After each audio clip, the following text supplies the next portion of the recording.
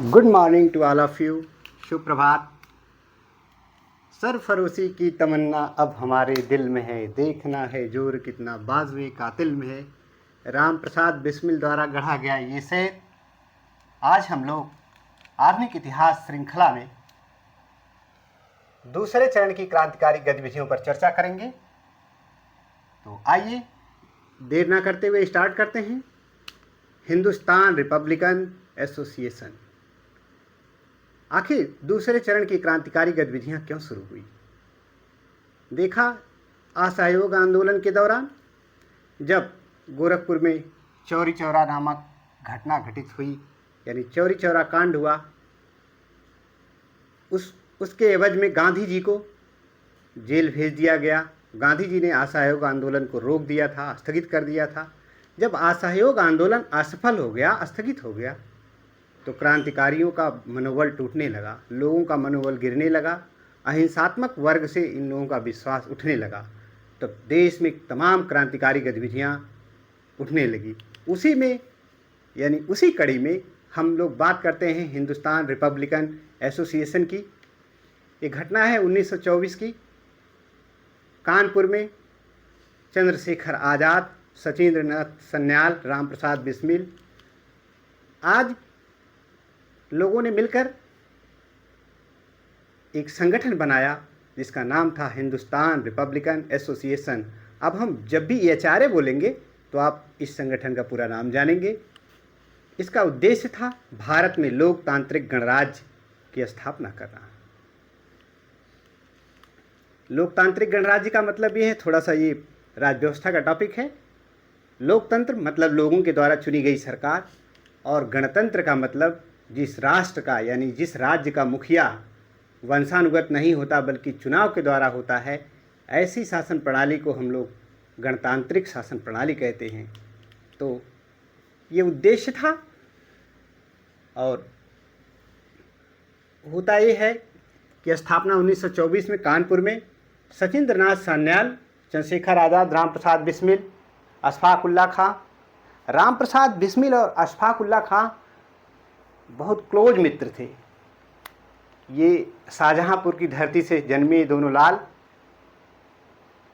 ये लोग बचपन से ही, पहले तो राम प्रसाद बिस्मिल शामिल हुए, बाद में अशफाक उल्लाह खां भी उनसे इंटरेस्ट लेने लगे, कहे कि हमको भी शामिल करिए। तो धीरे धीरे जैसे जैसे लोग जुड़ते गए, मतलब कारवां बनता गया और इन्होंने क्रांतिकारी गतिविधियों को अंजाम दिया। उस पर चर्चा कर रहे हैं हम लोग। तो सचिंद्र सान्याल, इन्होंने एक किताब लिखी, बंदी जीवन। बंदी जीवन का आखिर विषय वस्तु क्या है, बंदी जीवन में कैसे क्रांतिकारी बने, इसके बारे में चर्चा की गई है। क्रांतिकारी कैसे बने, और ये पुस्तक है सचिंद्र नाथ सान्याल की। इसे याद रखें, बहुत बहुत महत्वपूर्ण पॉइंट है। और जैसा कि मैंने बता दिया, लोकतांत्रिक गणराज्य की स्थापना करना। ये चारों के सदस्यों ने, एचआरए के सदस्यों ने 9 अगस्त 1925 को एक घटना को अंजाम दिया। सहारनपुर से लखनऊ जाने वाली ट्रेनों, 8 डाउन ट्रेनों को लूट लिया, अंग्रेज़ों को लूटा। और अब चूँकि किसी संगठन को चलाने के लिए खजाना चाहिए, और ये इस संगठन का उद्देश्य था, हथियार खरीदने के लिए पैसा नहीं था, तो इन लोगों ने ट्रेनों को लूटा, 8 डाउन ट्रेनों को लूटा, जिसमें 29 लोग गिरफ्तार हुए। हालांकि चंद्रशेखर आज़ाद बच निकले, गिरफ्तार नहीं हुए। 29 लोगों में से अधिकांश लोगों को आजीवन कारावास की सज़ा हुई। उसमें से कुछ लोगों को कारावास के साथ साथ काले पानी की सज़ा। काले पानी की सज़ा का मतलब अंडमान की सेल्युलर जेल में भेज दिया जाता था। अंडमान निकोबार में पड़ता है, काला पानी से बोला जाता था, काले पानी की सज़ा, ताकि वहाँ से लोग आ ना पाएँ। और 4 लोगों को फांसी होती है। राजेंद्र लाहिड़ी, इनका जन्म आज इस समय बांग्लादेश में पाबना जिला पड़ता है। तब भारत जब एकीकृत भारत था, जब भारत संगठित भारत था, कहने का मतलब जब भारत का विभाजन नहीं हुआ था, बांग्लादेश भी भारत का हिस्सा था। बांग्लादेश के पाबना ज़िले में इनका जन्म हुआ था, राजेंद्र लाहिड़ी का। और राम प्रसाद बिस्मिल, अशफाकुल्ला खां, ठाकुर रोशन सिंह, इन 4 क्रांतिकारियों को मुकदमा चलाकर फांसी दी गई। राजेंद्र लाहिड़ी को गोंडा जेल में 17 दिसंबर 1927 को फांसी दी गई, जबकि अशफाकुल्ला खां को फैज़ाबाद की जेल में, राम प्रसाद बिस्मिल को गोरखपुर की जेल में और ठाकुर रोशन सिंह को, इनका नाम रोशन लाल से भी कहीं कहीं लिखा मिलता है, प्रयागराज, आधुनिक प्रयागराज में, तब वो इलाहाबाद था, इसमें नैनी पड़ता है, नैनी के मलाका जेल में इनको फांसी दी गई, ठाकुर रोशन सिंह को। जब राम प्रसाद बिस्मिल को फांसी पे ले जाते हैं तो रास्ते में एक गाना गुनगुनाते हुए जाते हैं, मेरा रंग दे बसंती चोला और सरफरोशी की तमन्ना अब हमारे दिल में है, देखना है जोर कितना बाजुए कातिल में है। जब इनको फांसी से पहले एक रात को, उस दिन इनको दूध पीने के लिए दिया गया तो इन्होंने कहा, नहीं, हम दूध तो अपनी इस भारत माँ का पिएंगे, मेरी भारत माँ पराधीन है, हम ये दूध नहीं पिएंगे। हालांकि ये सब एग्ज़ाम में तो नहीं आएगा ये बात, फिर भी क्रांतिकारी हैं तो क्रांतिकारियों में जोश होना चाहिए। खामोशी की ज़िंदगी कोई ज़िंदगी नहीं होती है, जब तक जलो धधक कर जलो। तो राम प्रसाद बिस्मिल जब जाते हैं फांसी के फंदे पर, उसके ठीक पहले कहते हैं, मालिक तेरी रज़ा रहे, मालिक तेरी रज़ा रहे और तू ही तू रहे, बाकी न मैं रहूं न मेरी आरज़ू रहे, जब तक रगों में लहू रहे, जब तक रगों में लहू रहे, तेरा ही जिक्र यार और तेरी ही आरजू रहे, तेरी ही जुस्तजू रहे, तेरा ही जिक्र यार और तेरी ही जुस्तजू रहे। तो इस प्रकार राम प्रसाद बिस्मिल को गोरखपुर की जेल में फांसी हो जाती है। तो इन बातों को आप नोट कर लेंगे।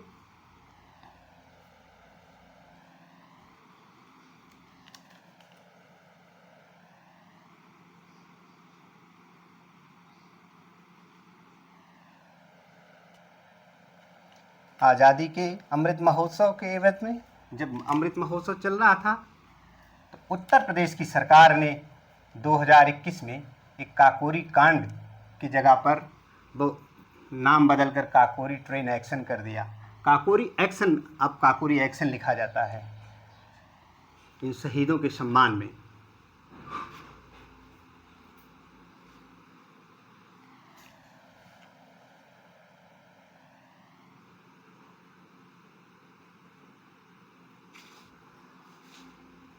आप लोगों ने नोट कर लिया होगा या नहीं नोट किए हैं तो आप स्क्रीनशॉट ले लेंगे। अब मैं इसे मिटाता हूँ और थोड़ा सा इन 4 क्रांतिकारी वीरों के बारे में थोड़ा सा लिख दें, जो कि आपके एग्ज़ाम में पूछा जाएगा।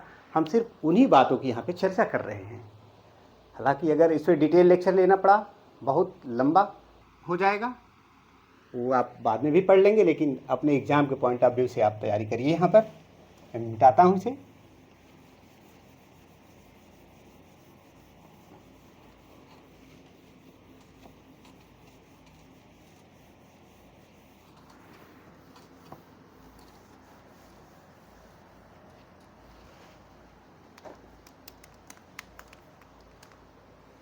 तो 4 लोगों को फांसी होती है। पहले हैं राजेंद्र लाहिड़ी,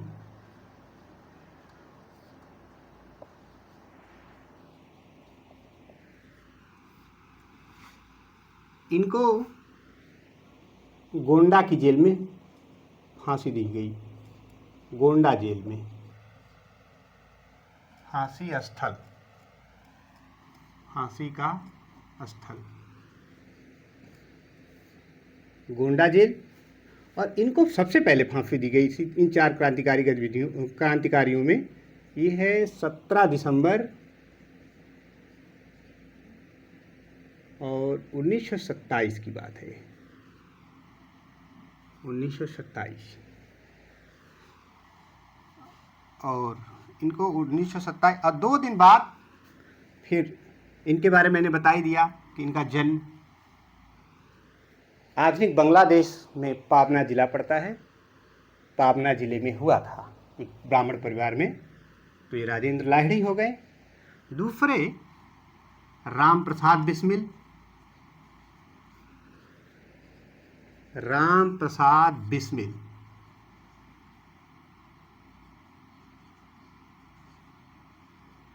राम प्रसाद बिस्मिल, इनके बारे में, इनको गोरखपुर की जेल में फांसी दी गई। गोरखपुर जेल। इनका शेर मैंने बता दिया कि फांसी से ठीक पहले इन्होंने कहा था, मालिक तेरी रजा रहे और तू ही तू रहे, बाकी न मैं रहूं न मेरी आरजू रहे, जब तक तन में सांस रगों में लहू रहे, तेरा ही जिक्र यार और तेरी ही जुस्तजू रहे। तो इनको हुई फिर अशफाक उल्ला खां। अशफाक उल्ला खां, अशफाक उल्ला खां, इनको फैजाबाद की जेल में, फैजाबाद जेल में फांसी हुई। और ठाकुर रोशन सिंह, रोशन सिंह या रोशन लाल भी लिखा जाता है इनको, रोशन सिंह, और इनको फांसी हुई मलाका जेल नैनी। आज नैनी सेंट्रल जेल है, मलाका जेल ये नैनी प्रयागराज में पड़ता है। अब नैनी जेल के नाम से ही मशहूर भी है, नैनी, इसे इस समय तो प्रयागराज है ही। इन तीनों क्रांतिकारी या तीनों क्रांतिकारियों के बारे में बताएं तो इन तीनों का जन्म शाहजहांपुर की धरती पर हुआ था। उत्तर प्रदेश का एक ज़िला है शाहजहांपुर, और इन तीनों की जन्मस्थली पूछा जाता है, जन्मस्थली। इनके सम्मान में तमाम स्मारक बनाए गए हैं, इनको ध्यान से पढ़ना। इनका स्मारक गोरखपुर में ऐसे से इनका सबका बनाया गया है। जन्मस्थली शाहजहांपुर। और इन तीनों को जो फांसी दी गई 2 दिन बाद, यानी 19 दिसंबर।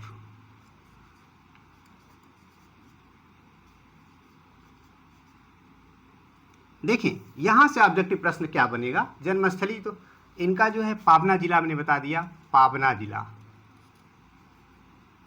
पाबना के दंगे आप सुने होंगे, जिसमें खुदी मल्ला नेता थे। पाबना जिला, और ये जिला पड़ता है बांग्लादेश में, बांग्लादेश में। और बस ये प्रश्न बन सकता है कि इन चारों क्रांतिकारियों में सबसे पहले किसकी फांसी हुई थी, तो राजेंद्र लाहिड़ी की हुई थी। Note down.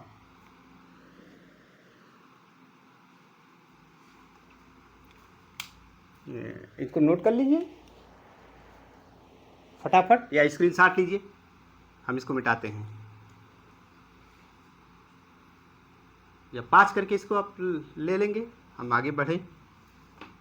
इनमें आपको मिलान करने के लिए आता है, क्रांतिकारियों का नाम दे दिया जाएगा और सामने दिया जाएगा इनकी फांसी किस स्थान पर हुई थी, तो इनको आप याद रखेंगे।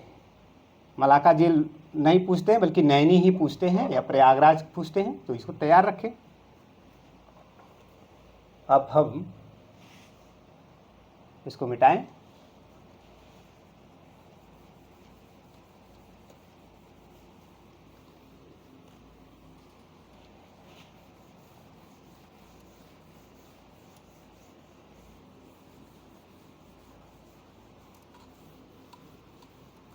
हाँ, आप टिप्पणी करेंगे कि हमारे गति पर कि हम जल्दी मिटा देते हैं या स्लो पढ़ाते हैं, सब आपका स्वागत है। आप अगर मेरी गलतियों को बताएंगे तो मैं उसमें सुधार करूँगा, उतना ही लेक्चर बेहतरीन होगा। टिप्पणी करना गलत नहीं है, बस टिप्पणी वाजिब होनी चाहिए, यथार्थ होनी चाहिए। अब देखें, एक और संगठन होता है जिसे बोलते हैं नौजवान सभा। नौजवान सभा। चंद्रशेखर आज़ाद तो बच के निकल चुके थे वहाँ से, बाकी 29 लोग गिरफ्तार हुए थे। अब नौजवान सभा की स्थापना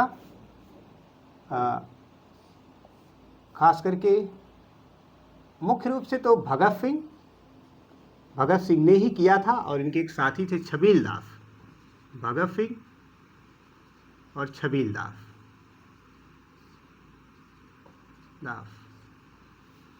और ये पंजाब में, और ये समय है 1926 में, और स्थान है पंजाब।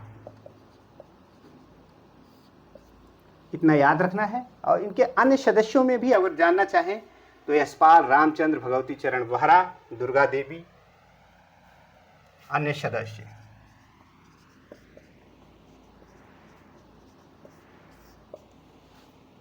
यशपाल, इन क्रांतिकारियों की भी चर्चा होगी। यशपाल, एक रामचंद्र, भगवती चरण वोहरा,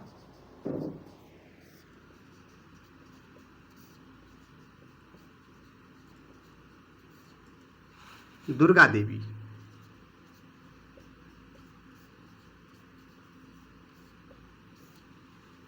अन्य सदस्य थे।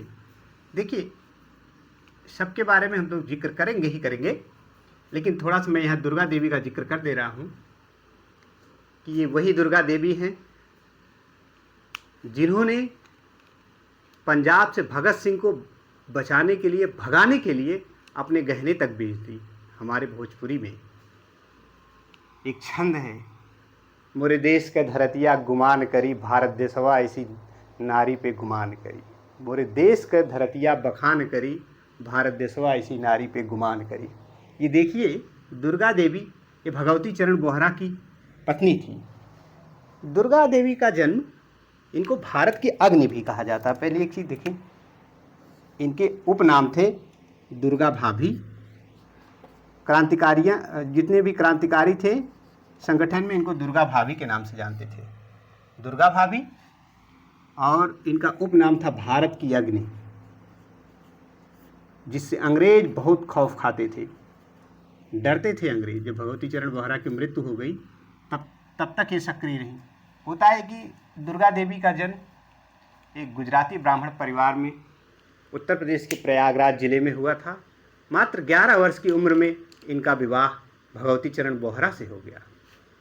हालांकि जाने के बाद भगवती चरण वोहरा पूर्ण रूप से क्रांतिकारी गतिविधियों में संलिप्त थे, लेकिन दुर्गा भाभी ने अपनी पढ़ाई लिखाई की, पंजाब विश्वविद्यालय से स्नातक किया और तमाम क्रांतिकारी गतिविधियों में हिस्सा लिए।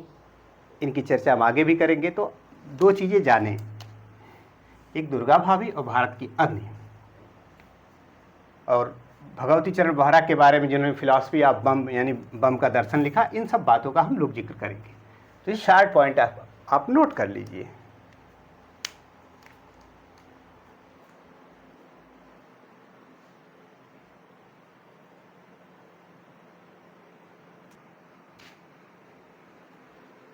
आप लोग जल्दी जल्दी नोट कर लीजिए और इसको रोक करके आप लोग नोट कर लेंगे। अब अगली बात तक बताते, चलिए हम हट के बताते हैं। आप देखते रहें जो लोग नोट नहीं किए हैं। अब यहाँ पे देखते हैं कि जब इनके साथी गिरफ्तार हो जाते हैं, हिंदुस्तान रिपब्लिकन एसोसिएशन के 29 लोग गिरफ्तार हो गए, बहुतों को सज़ा हुई और 4 लोगों को फांसी हुई। होता यह है कि अब सितंबर 1928 में दिल्ली के फिरोज शाह कोटला में चंद्रशेखर आज़ाद और भगत सिंह मिलते हैं। अब HRA का नाम बदलकर HSRA कर दिया, हिंदुस्तान सोशलिस्ट रिपब्लिकन एसोसिएशन। तो हिंदुस्तान सोशलिस्ट रिपब्लिकन एसोसिएशन कर दिया। और इस संगठन ने 2 कार्य किया, एक तो सैंडर्स की हत्या और दूसरा केंद्रीय असेंबली पर बम फेंका। 17 दिसंबर 1928 को भगत सिंह, चंद्रशेखर आज़ाद और राजगुरु ने एक योजना बनाई। उस योजना के तहत मारना था कर्नल स्कॉट को और गलती से मारा गया सैंडर्स, क्योंकि लाला लाजपत राय में साइमन कमीशन जब आया था, तो जब साइमन गो बैक के नारे लगे, उस समय कर्नल स्कॉट के कहने पर लाठीचार्ज किया था सैंडर्स। तो इसलिए ये लोग मारना चाह रहे थे कर्नल स्कॉट को, लेकिन गलती से सैंडर्स मारा गया 17 दिसंबर 1928 को। इस घटना को इतिहास में लाहौर षड्यंत्र केस के नाम से जाना गया। ये लाहौर षड्यंत्र केस दूसरा है। एक गदर पार्टी वाला लाहौर षड्यंत्र केस पहला था, आप पीछे की क्लास देखेंगे। तो अब क्या होता है, इस पर मुकदमा चलता है और चंद्रशेखर आज़ाद यहाँ से भी बच निकले। भगत सिंह, राजगुरु और सुखदेव को मुकदमा चला और 23 मार्च 1931 को लाहौर षड्यंत्र केस के मामले में फांसी दे दी गई। दूसरा काम HSRA के सदस्यों ने क्या किया, केंद्रीय असेंबली में ट्रेड डिस्प्यूट बिल और पब्लिक सेफ्टी बिल, दो विधेयकों पर चर्चा चल रही थी और उस समय विट्ठल भाई पटेल केंद्रीय असेंबली के अध्यक्ष थे। उसी दौरान भगत सिंह और बटुकेश्वर दत्त ने केंद्रीय असेंबली में बम फेंका और बम फेंककर भगत सिंह ने नारा दिया, इनकलाब जिंदाबाद। यह पहला मौका है जब भगत सिंह ने इनकलाब जिंदाबाद का नारा दिया। हालांकि इनकलाब मोहम्मद इकबाल की पुस्तक है, एक पुस्तक का नाम है। इनकलाब का अर्थ होता है परिवर्तन। अब जब इन्होंने बम फेंका और इसी दौरान लॉर्ड इरविन पर भी बम फेंका गया। हालांकि जब केंद्रीय असेंबली में बम फेंका तो भगत सिंह और बटुकेश्वर दत्त ने 8 अप्रैल 1929 को, तो इनका उद्देश्य किसी को मारना नहीं था। इनका कहना था गूंगे और बहरों को सुनाने के लिए आवाज़ की ज़रूरत है। भगत सिंह भागे नहीं, जानबूझकर गिरफ्तारी दे दी अपनी, और बटुकेश्वर दत्त बचे। लेकिन जब देश आज़ाद हुआ तो बटुकेश्वर दत्त के ऊपर कोई बहुत विशेष ध्यान नहीं दिया गया। कहते हैं कि ये किसी कंपनी में काम कर रहे थे। जब ये कहते थे मैं फ्रीडम फाइटर हूँ, तो लोग कहते थे डू हैव एनी सर्टिफिकेट, क्या आपके पास कोई प्रमाण पत्र है कि आप फ्रीडम फाइटर हैं। इनकी मतलब बहुत कहते कि बहुत परेशानी में जिए, इनकी ज़िंदगी जिल्लत की रही बटुकेश्वर दत्त की। और अब क्या होता है कि जब लॉर्ड इरविन पर बम फेंका गया तो उस समय गांधी जी ने अपने यंग इंडिया पत्र में एक बम पंथ और बम की पूजा नामक शीर्षक से HSRA के सदस्यों की आलोचना की। चंद्रशेखर आज़ाद के कहने पर जवाब में भगवती चरण बोहरा ने फिलॉसफी ऑफ बम यानी बम का दर्शन नामक पुस्तक लिखी इनके जवाब में। और जब भगवती चरण बोहरा की मृत्यु हो जाती है, पुस्तक अधूरी रहती है, तो भगवती चरण बोहरा से भगत सिंह बहुत प्रभावित थे। इस पुस्तक को भगत सिंह ने पूरा किया। तो इन बातों को थोड़ा नोट कर लेते हैं।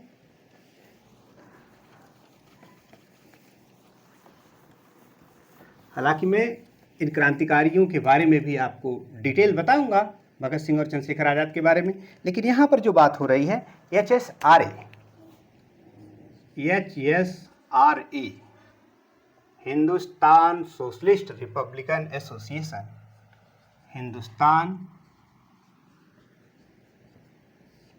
सोशलिस्ट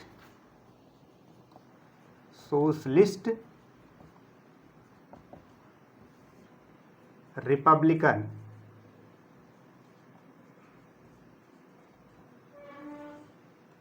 एसोसिएशन, ये पूरा नाम है। पहले जो HRA था उसी का नाम 1928 में, यानी अगर मैं स्थापना की बात करूं, स्थापना कहाँ हुई थी? फिरोज शाह कोटला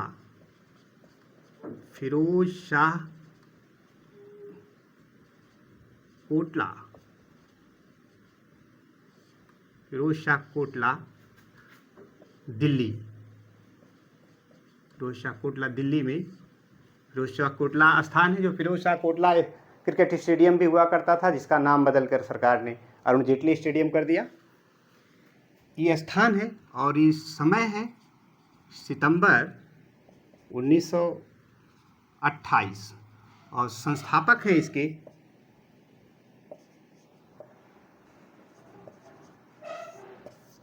भगत सिंह और चंद्रशेखर आज़ाद, यानी चंद्रशेखर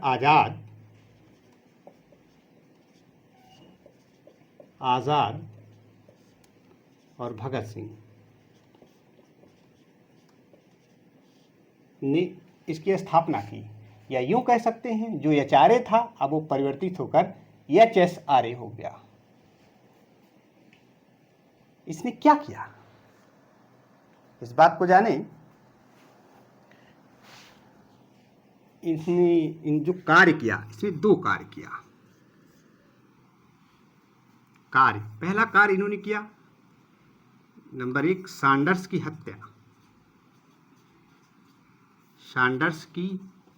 हत्या, और ये थी तिथि 17 दिसंबर की, 17 दिसंबर 1928।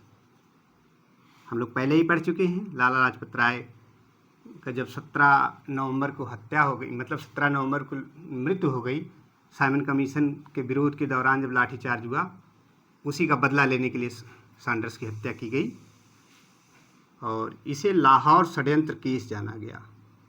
लाहौर षड्यंत्र केस, मैं यहाँ पे इसको सेकंड नाम दूंगा क्योंकि लाहौर षड्यंत्र केस दो हैं। एक आप पहले पढ़ चुके हैं जो गदर पार्टी के द्वारा किया गया था, और दूसरा एचएसआरए के द्वारा की गई घटना को अंजाम देने के लिए। दूसरा कार्य था, हाँ, इस कार्य को किसने अंजाम दिया अगर मैं कहूँ तो 3 लोगों ने इसे अंजाम दिया था, भगत सिंह, राजगुरु, चंद्रशेखर आज़ाद।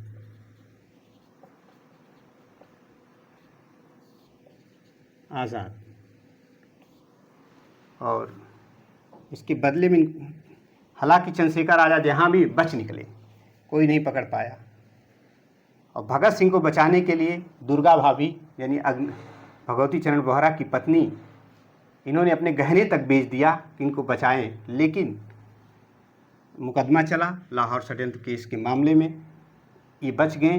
भगत सिंह, राजगुरु और सुखदेव 3 लोगों को फांसी होती है, और वो फांसी लाहौर जेल में होती है। यहाँ लिख दें, भगत सिंह, राजगुरु, सुखदेव को फांसी 23 मार्च 1931 को। एक कार्य तो इन्होंने ये किया, हालांकि मैं भगत सिंह और चंद्रशेखर आज़ाद के बारे में डिटेल जब बताऊंगा तो इन पर चर्चा होगी। दूसरा कार्य था कि केंद्रीय असेंबली पर बम फेंकना। केंद्रीय असेंबली पर बम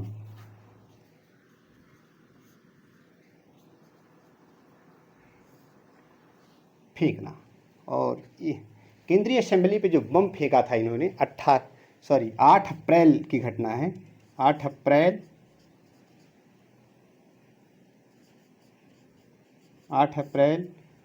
1929। इन्हें नोट कर लीजिए, फिर इसी बात को थोड़ा हम डिटेल बताते हैं कि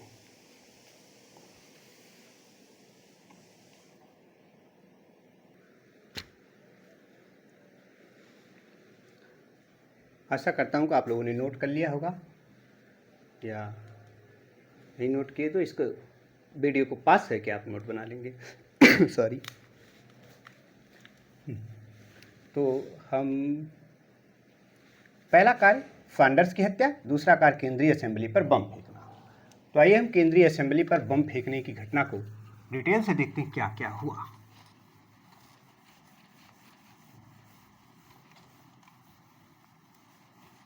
थोड़ा गति बढ़ानी पड़ेगी हमें।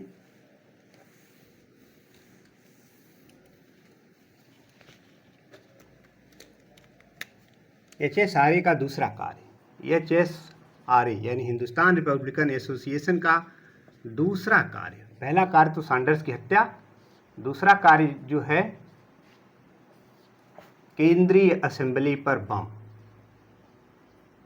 केंद्रीय असेंबली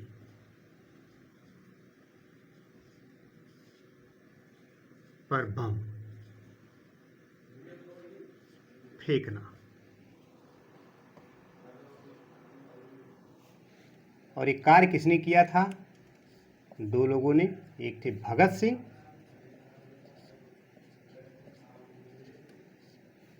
और दूसरे थे Batukeshwar Dutt, Batukeshwar Dutt.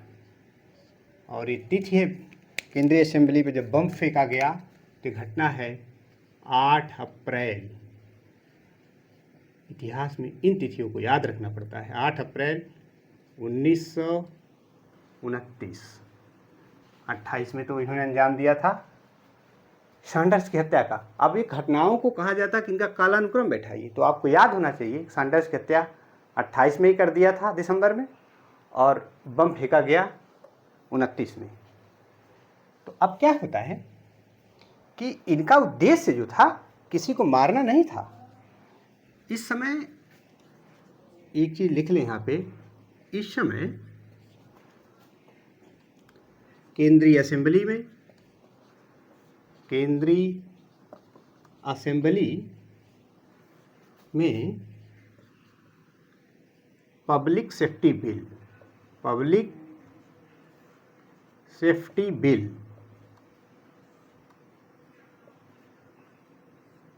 Public safety bill तथा trade dispute bill, trade dispute dispute bill, trade dispute bill पर बहस चल रही थी, बहस चल रही थी, जिसकी अध्यक्षता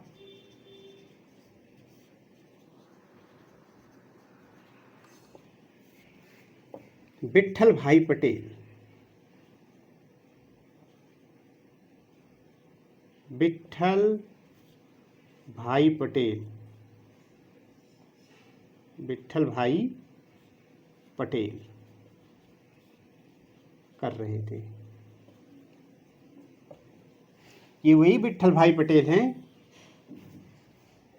ये जब चुनाव हुआ था, स्वराज पार्टी चुनाव जीत कर आई थी, स्वराज पार्टी के सदस्य थे और एक केंद्रीय स्वराज पार्टी से केंद्रीय असेंबली तक पहुंचने वाले और अध्यक्षता करने वाले, केंद्रीय असेंबली का अध्यक्षता करने वाले विट्ठल भाई पटेल थे। ये प्रश्न याद रखेंगे। अच्छा, जिसकी अध्यक्षता विट्ठल भाई पटेल कर रहे थे। और इस दौरान क्या हुआ, उद्देश्य क्या था बम फेंकने का, उद्देश्य भी जान लें हम। उद्देश्य, इसका उद्देश्य किसी को हताहत करना नहीं था, बल्कि जो सरकार बहरी और गूंगी हो गई है उसे सुनाने के लिए। इसका उद्देश्य बम फेंकने का, इसका उद्देश्य यानी इस बम फेंकने का उद्देश्य किसी को क्षति पहुंचाना नहीं था, पहुंचाना नहीं, बल्कि जो सरकार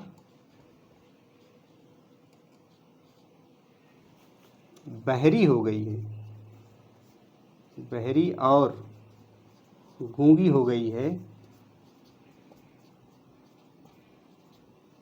उसे सुनाना था। इन भगत सिंह ने कहा, इनका ये कहा कि हमारा कोई उद्देश्य किसी को मारना नहीं, बल्कि जो सरकार बहरी और गूंगी हो गई है उसको सुनाना, उसके कान में आवाज़ देना था। इसी समय भगत सिंह ने इनकलाब का नारा दिया। भगत सिंह ने इसी समय इनकलाब, इनकलाब जिंदाबाद,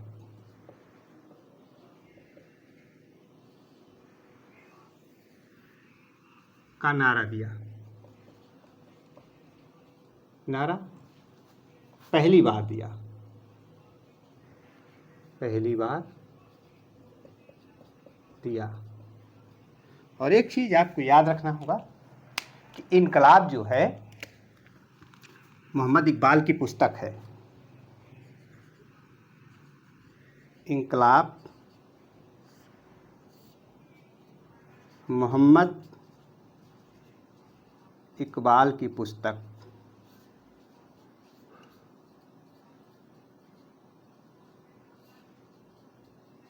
है।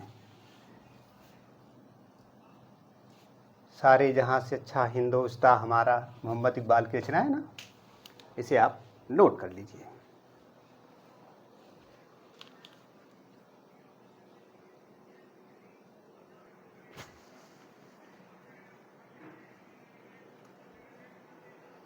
नोट कर लीजिए और वीडियो को रोक कर नोट बनाइए, ताकि वीडियो में, क्योंकि बोर्ड इतना छोटा है कि बहुत कुछ ज़्यादा तथ्य लिखे नहीं जाते, इसलिए समय की पाबंदी को देखते हुए हम इसे मिटा रहे हैं। आप रोक करके नोट बना लेंगे। अब क्या होता है, इसी दौरान एक कार्य और किया जाता है। जब इन्होंने बम फेंका तो लॉर्ड इरविन पर भी बम फेंका गया। और इनकलाब का अर्थ होता है परिवर्तन, ये बात जान लें आप। इनकलाब माने, इनकलाब का अर्थ परिवर्तन। जब कोई कहे इनकलाब जिंदाबाद तो इसका मतलब कि परिवर्तन चाह रहा है। इसी दौरान, इसी समय इरविन पर भी बम फेंका गया। जो भारत का वायसराय था लॉर्ड इरविन पर भी बम फेंका गया। बम फेंका गया, फेंका गया, इरविन पर भी बम फेंका गया।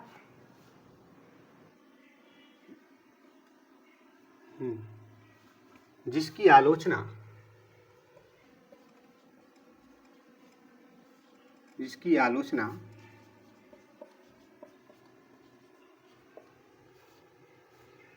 गांधी जी ने अपने पत्र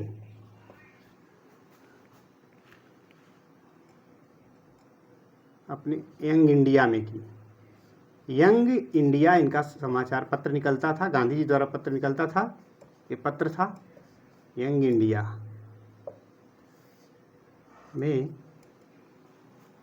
बमपंथ, बम की पूजा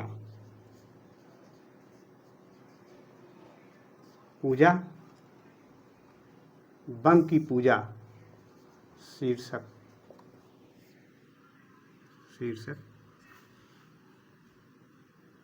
में की। फिर इसके जवाब में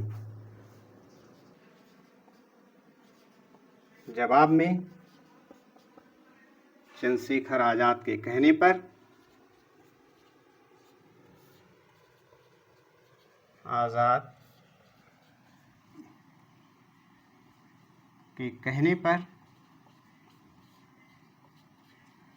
चंद्रशेखर आजाद के कहने पर भगवती चरण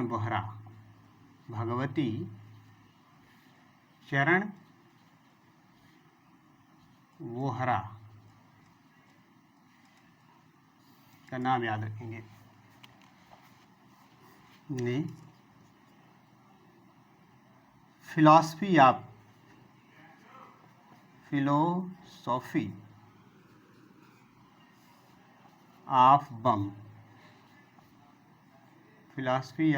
बम, इसे बम का दर्शन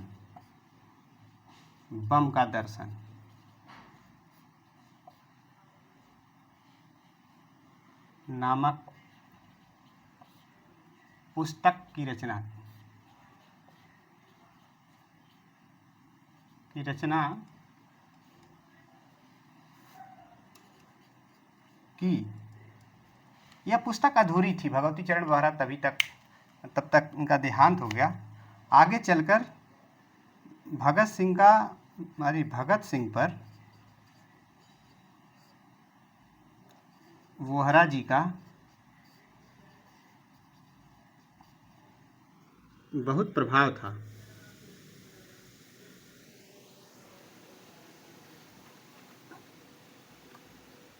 आगे चलकर इस पुस्तक को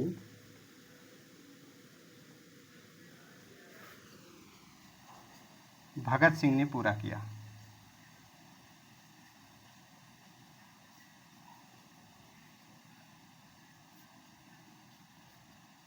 मतलब कुछ अधूरी थी, यानी लिखना शुरू किया भगवती चरण बोहरा ने, फिलॉसफी ऑफ बम, लेकिन आगे चलकर भगत सिंह ने इस पुस्तक को पूरा किया। और क्योंकि बीच में इनका देहावसान हो जाता है, और भगत सिंह को पंजाब से निकालने के लिए, केस लड़ने के लिए दुर्गा भाभी ने, यानी भगवती चरण बोहरा की पत्नी, जिसे भारत की अग्नि भी कहा जाता है, उन्होंने अपने गहने तक बेच दिए।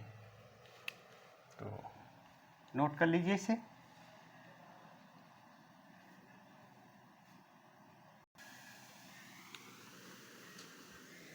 और इसको फटाफट नोट कर लें। इसको पास करके वीडियो को रोक करके नोट कर लीजिएगा। आगे लिख देते हैं। जब देखिए, अब हालांकि ये घटना 8 अप्रैल 1929 की है, और उधर लाहौर षड्यंत्र केस चल रहा है, सैंडर्स के मामले वाला। फिर लाहौर के मियाँ वाली जेल में राजगुरु भगत सिंह और सुखदेव को फांसी हो जाती है। तो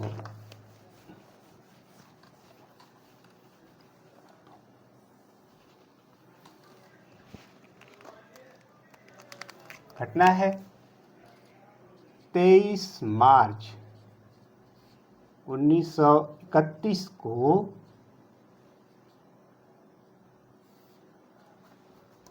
भगत सिंह, राजगुरु, सुखदेव को लाहौर षड्यंत्र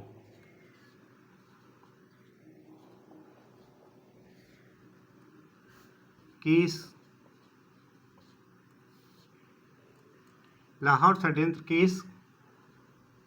में फांसी हो जाती है।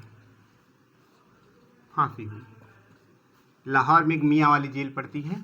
हम अब अगली क्लास में हम लोग चंद्रशेखर आज़ाद, भगत सिंह और अन्य क्रांतिकारियों को पढ़ेंगे। आज की क्लास यहीं तक। आपका समय शुभ हो। लेकिन एक बात यह है कि आप इसे स्टेटस लगाएं, ज़्यादा से ज़्यादा शेयर करें।